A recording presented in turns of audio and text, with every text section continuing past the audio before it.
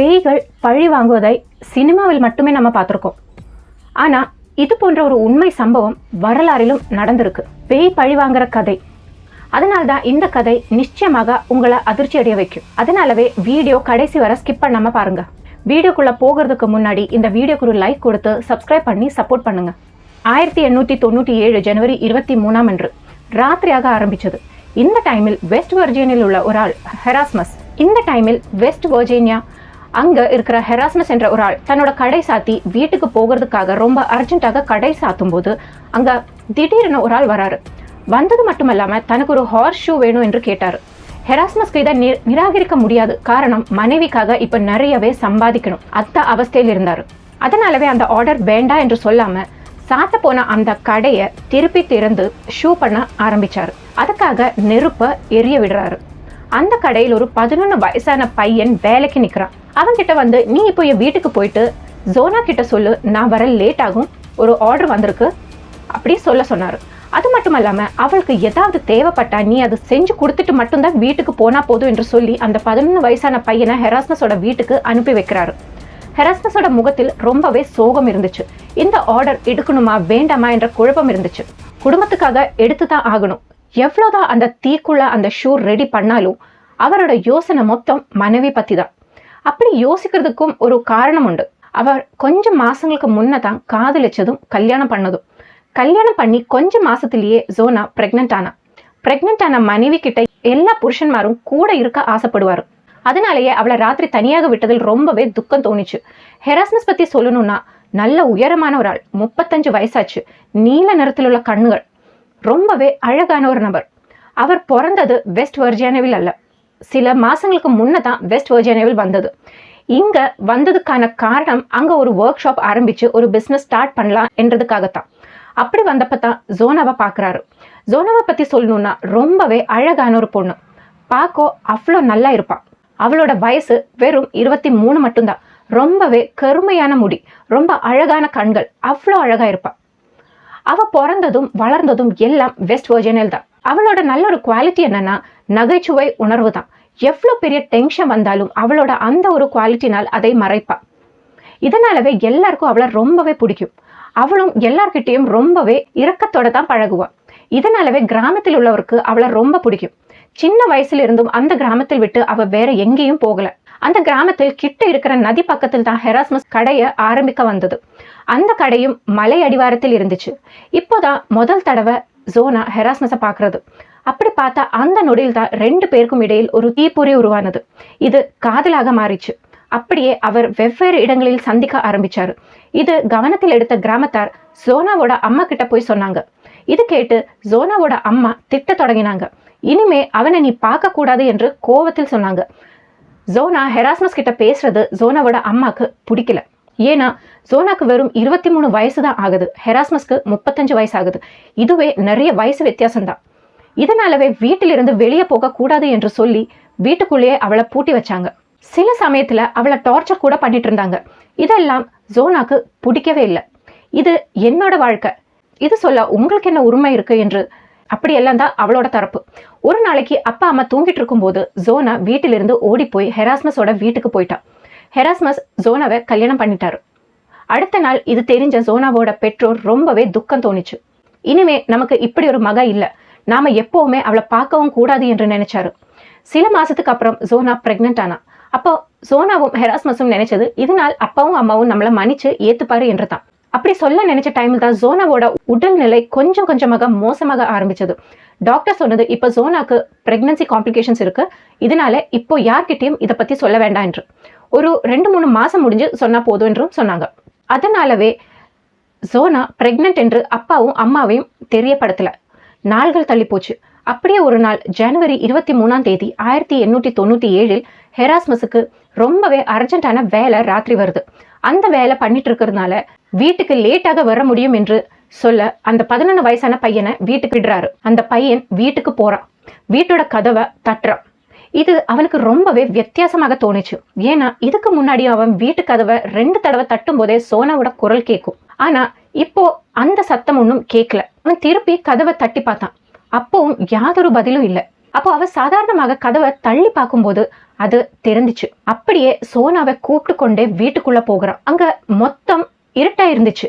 அது ஒரு ராத்திரி டைம் ஆனதுனால ரொம்பவே இருட்டா இருந்துச்சு. சோனா ராத்திரியில் கூட லைட் எல்லாம் போட்டுட்டே இருப்பா. ஆனா அன்னைக்கு வீடு மொத்தம் இருட்டா இருந்துச்சு. இதனால் அந்த பையனுக்கு ரொம்பவே பயமாயிட்டு இருந்துச்சு. அவன் கீழே மொத்தம் தேடி பார்த்தா. இவரோட வீடு 2 நிலை வீடு. அதனால சரி இப்போ மேல போய் பார்க்கலாம் என்று நினைச்சு படிக்கிட்ட போறான். அப்படி போனப்போ அவன் அங்க பார்த்தது அவன் கண்ணால நம்பவே முடியல. படிக்கட்டு கீழே ஒரு பொண்ணு தலை கீழே படுத்துட்டு இருக்கா. அப்படி படுக்கும்போது அவளோட 2 கைகளும் நெஞ்சில் வச்ச மாதிரி படுத்துட்டு இருந்தா. அவ இன்னும் கிட்ட போறதுக்கு முன்னாடி கத்த தொடங்கினா. ஆனா அவகிட்ட இருந்து எந்த பதிலோ வரவில்லை. கிட்ட மெல்ல போய் அவளோட கன்னத்தில் தட்டி பார்த்தான். அப்பவும் யாதொரு பிரயோஜனம் இல்லை. இப்போ மெல்ல அவனோட விரல் எடுத்து சோனாவோட மூக்கு கிட்ட கொண்டு போறான். ஆனா சோனா மூச்சு விடவில்லை.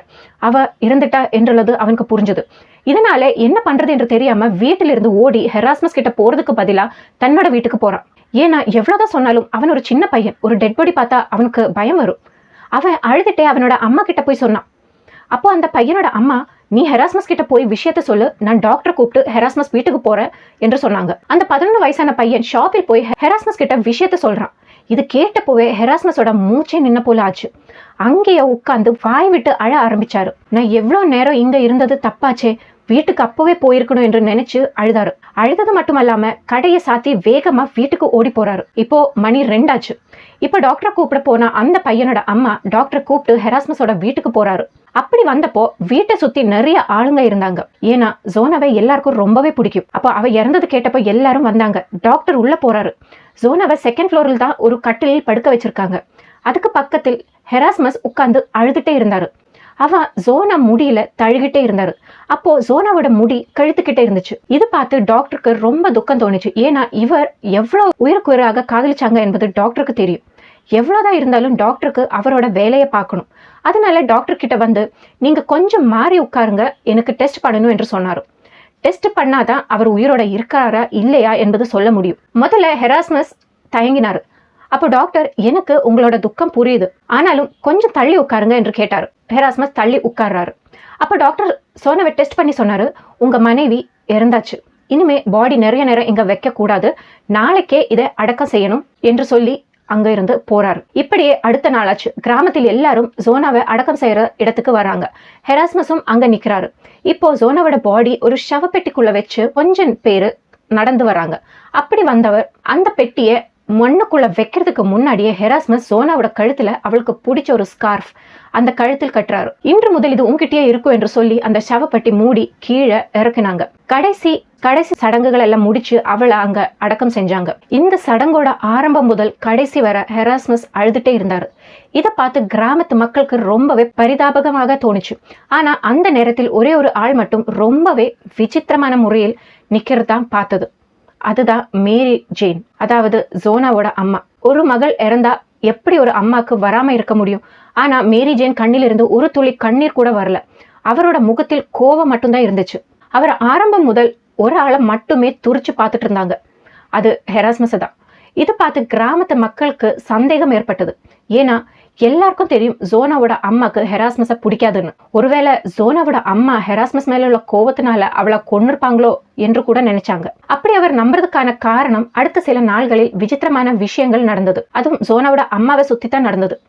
எப்பவும் சோனாவோட அம்மா நார்மலாக இருப்பாரு. ஆனா இந்த சோனா இறந்ததுக்கு அப்புறம் எப்பவுமே வீட்டுக்குள்ளே இருப்பாரு, வெளியில வர மாட்டாரு. அது மட்டும் இல்லாம எப்பவுமே போல இல்லாம அவர் ரூம்ல நிறைய கேண்டில்ஸ் எரிய வச்சிருக்காங்க. அப்படி அந்த கேண்டில்ஸ் மத்தியில உட்கார்ந்து பிரார்த்தனை பண்ணிட்டே இருப்பாங்க இந்த மேரி. இதெல்லாம் பார்த்துட்டு வீட்டு பக்கத்துல உள்ளவருக்கு பயம் வர தோணுச்சு. அப்பப்போ மட்டும் மேரி வெளியில வருவாங்க. அதுவும் வரும்போது அவர் முகத்துல ரொம்பவே பயம் இருக்கும். யாரோ அவரை ஃபாலோ பண்ற மாதிரி இருக்கும். அந்த கிராமத்தில் யார் வீட்டுல இறப்பு நடந்தாலுமே அந்த வீட்டில் யாரும் சமைக்க மாட்டாங்க. அவர் துக்கம் குறைவாக வரைக்கும் வீட்டில் பக்கத்தில் உள்ளவங்க தான் சாப்பாடு கொண்டு போறது. அப்படியே ஒரு நாள் பக்கத்து வீட்டவங்க மேரி வீட்டுக்கு போனாங்க சாப்பாடு கொடுக்க. ஆனால் அந்த சாப்பாடு வாங்க மேரியோட கணவர் மட்டும்தான் வருவாரு. சில நாட்களுக்கு அப்புறம் மேரியோட இந்த நடவடிக்கையை பார்த்துட்டு அவர் புருஷனுக்கே பயம் வர தொடங்கியது. இவ கூட இருந்தா இவ என்னையும் கொன்னுடுவாளோ என்று அந்த ஆள் வீட்டிலிருந்தே ஓடி போயிட்டாங்க. அதுக்கப்புறம் அந்த வீட்டில் மேரி மட்டும்தான் தனியாக இருந்தா. அப்படி இருந்தும் வீட்டு பக்கத்துல உள்ளவங்க மேரிக்கு சாப்பாடு கொண்டு போவாங்க. மேரி அதை வாங்க வர மாட்டாங்க. அப்போ அவர் அந்த சாப்பாடு வெளியிலே வச்சுட்டு போவாங்க. அவர் போனதுக்கு அப்புறம் தான் மேரி வந்து அந்த சாப்பாடை எடுத்துட்டு வீட்டுக்குள்ள ஓடி போயிடுவாங்க.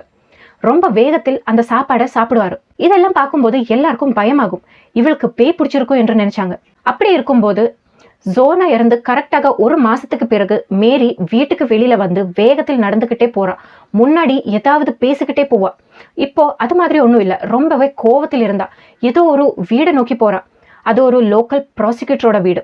அந்த வீடோட கதவை தள்ளி திறக்கிறா. இது பார்த்தப்போ அந்த ப்ராசிக்யூட்டருக்கு ரொம்பவே கோவம் வந்துச்சு. இவருக்கு என்ன மேனஸ் இல்லையா, இவர் ஏன் இப்படி பிஹேவ் பண்றாங்க என்று யோசிக்க ஆரம்பிச்சாங்க. ஆனாலும் சாந்தமாக ப்ராசிக்யூட்டர் கேட்டாரு, என்னாச்சு, ஏன் இவ்வளவு வேகத்தில் ஓடி வந்தீங்க? அப்படியே மேரி ஒரு விஷயம் சொல்ல தொடங்கினா. அப்படி சொன்னப்போ ப்ராசிக்யூட்டருக்கு அதை நம்ப முடியல. ஆனாலும் இவர் கொஞ்ச நாளாகவே மூல வளர்ச்சி இல்லாதவங்க என்ற மாதிரி தெரிஞ்சிட்டு இருந்தாங்க. இதனாலேயே ப்ராசிக்யூட்டர் அவர் சொல்ற விஷயங்கள் நம்பலனாலும் கடைசி வரை கேட்டுட்டே இருந்தாங்க. ஆனா ரொம்ப நேரம் பேச பேச அவர் சொல்றதில் ஏதோ விஷயம் இருக்கு என்று நம்ப தொடங்கினாங்க. எல்லாம் கேட்டதுக்கு அப்புறம் எப்படி அது நடந்தது என்று நினைச்சு அவர் கூட ஷாக் ஆகி நிக்கிறாரு. இப்போ மேரி வந்து ப்ராசிக்யூட்டர் கிட்ட, நீங்க தான் இந்த உண்மையை வெளியே சொல்லணும், அதுவும் ஆதாரத்தோட சொல்லணும், அப்படியானா மட்டுமே மக்கள் நம்புவாங்க என்று சொன்னாரு. அப்படி சொல்லி மேரி அங்கிருந்து போறாரு. இப்ப ப்ராசிக்யூட்டர் தன்னோட வீடை போட்டி டாக்டர் கிட்ட போறாரு. மேரி சொன்ன விஷயங்கள் டாக்டர் கிட்ட சொல்றாரு. இதெல்லாம் கேட்டப்போ டாக்டரால் கூட நம்ப முடியல. இப்படி எல்லாம் நடந்திருக்குமா என்று டாக்டர் ப்ராசிக்யூட்டர் பார்த்து கேட்டாரு. அப்ப ப்ராசிக்யூட்டர், இதெல்லாம் ஆதாரத்தோட நமக்கு ப்ரூவ் பண்ணணும், அதுக்காக ஜோனாவோட உடம்ப வெளியில எடுத்து ரீ எக்ஸாமின் பண்ணா மட்டுமே என்ன நடந்துச்சு என்பது நமக்கு தெரியும். இது கேட்டப்போ டாக்டர் சொன்னது, அவங்க அம்மா ஏதோ சொன்னாங்க என்றதுக்காக இந்த மாதிரி பாடி வெளியில எடுத்தா மக்கள் நம்ம சும்மா விட மாட்டாங்க. ஆனா ப்ராசிக்யூட்டர் அப்பவும் பின்வாங்கல. மேரி சொன்னதில் ஏதோ உண்மை இருக்கும், ஒரு வாட்டி ஜோனாவோட பாடி வெளியில எடுத்து எக்ஸாமின் பண்ணணும் என்று சொல்லி டாக்டரை கன்வின்ஸ் பண்றாரு. அப்படியே இன்னொரு ஆளையும் கூட்டி ரொம்ப ரகசியமாக அந்த ராத்திரியில் ஜோனாவோட உடம்ப வெளியில எடுத்தாங்க. கிட்ட இருக்கிற ஒரு லோக்கல் ஸ்கூலில் கொண்டு போய் அவளோட உடம்ப முழுசாக செக் பண்றாரு. அப்ப பார்த்தப்போதுதான் மேரி சொன்ன எல்லா விஷயங்கள் அந்த உடம்பில் அப்படியே இருந்துச்சு. இது பார்த்து இவரால நம்ப முடியல. ஆமா, மேரி ப்ராசிக்யூட்டர் கிட்ட சொன்னது, அந்த சடங்கு நாளைக்கு நான் ரொம்ப கோவத்தில் இருந்தேன், அதுக்கு காரணம் ஏன் மகா இல்ல, ஹெராஸ்மஸ் தான். அவ என் பொண்ணு வாழ்க்கையில் வராம இருந்திருந்தா இன்னைக்கு அவ உயிரோட இருந்திருப்பா. ஆனா அவ இறந்துட்டா. இது சாதாரணமான மரணம் இல்ல, இதுக்கு பின்னில் ஏதோ நடந்திருக்கும் என்று நான் நம்புறேன். அன்னைக்கு நான் என் வீட்டுக்கு போய் ரொம்ப மெழுகுவத்தி ஏத்தி வச்சு ப்ரே பண்ணிட்டே இருந்தேன்.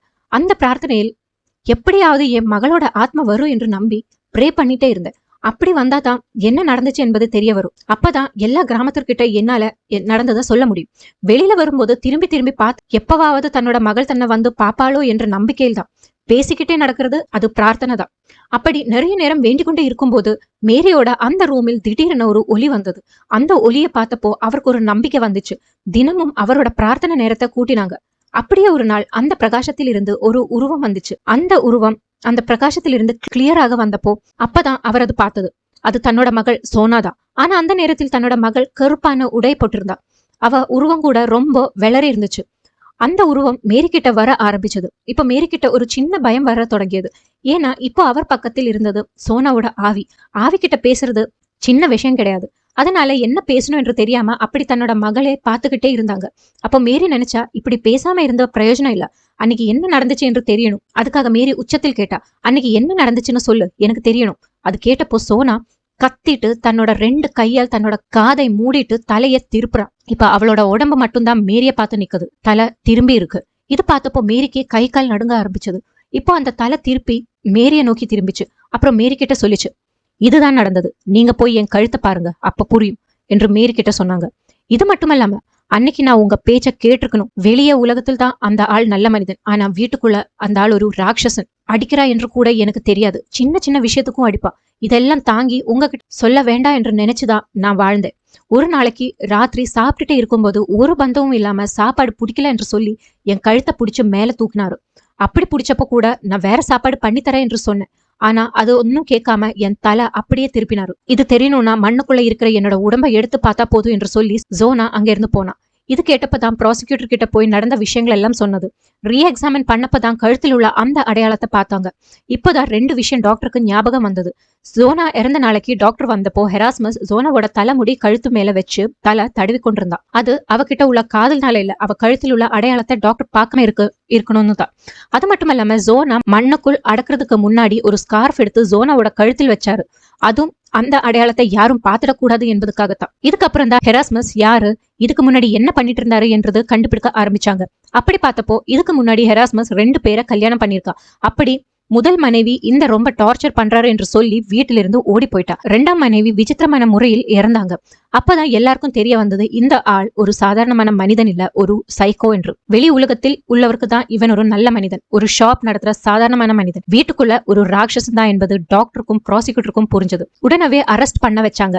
இந்த ஒரு கேஸில் அவனுக்கு ஆயுள் தண்டனை கிடைச்சது. என்ன தண்டனை கிடைச்சாலுமே ஜோனா இறந்த 3ஆம் வருஷத்தில் ஹெராஸ்மஸ் ரோகம் வந்து இறந்தாரு. இந்த ஒரு விஷயம் ஜோனாவோட கல்லறையில் எழுதி வச்சிருக்காங்க. அதாவது உலக வரலாறில் ஒரு பேய் வந்து தன்னை கொன்னவரை காட்டி கொடுத்த முதல் கேஸ் தான் இது அப்படின்னு எழுதப்பட்டிருக்குது. இந்த கேஸ் பத்தி நீங்க என்ன நினைக்கிறீங்கன்னு மறக்காம கமெண்ட் பண்ணுங்க. மீண்டும் ஒரு வீடியோவில் பார்ப்போம். நன்றி, வணக்கம்.